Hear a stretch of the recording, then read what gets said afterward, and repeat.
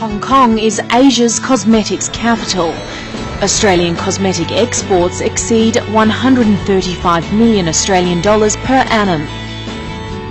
Peter Law is Senior Vice President of large-scale local retail operator Sa, a company with over 260 stores, including operations on mainland China.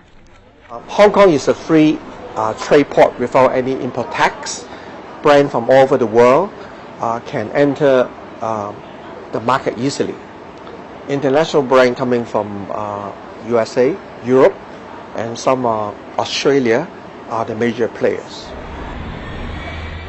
Despite their growing popularity locally, many Australian cosmetics suppliers encounter a steep price barrier to compete in the Hong Kong market. Tiffany Lau explains.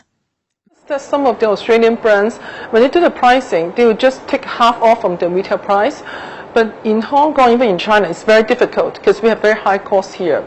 So what we usually do is, I think most of the brands in Hong Kong are doing the same thing. We take the cost and multiply by 4 to 5 times.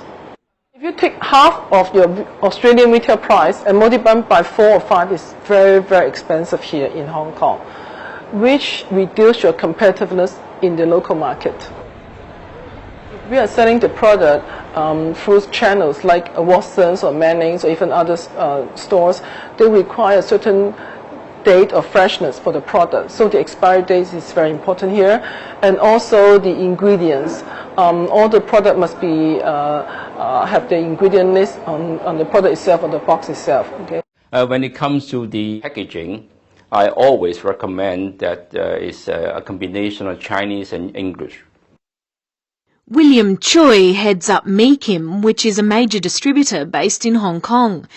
He says using traditional Chinese characters on product labels is very important for the Hong Kong market. The traditional Chinese is used in Hong Kong, simplified Chinese is used in China.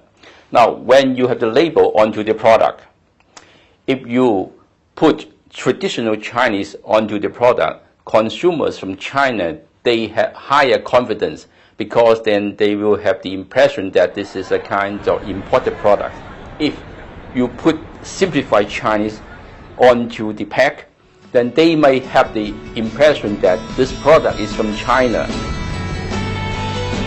So to hit the ground running, remember to be flexible with your wholesale pricing and take advice from your distributor regarding labelling.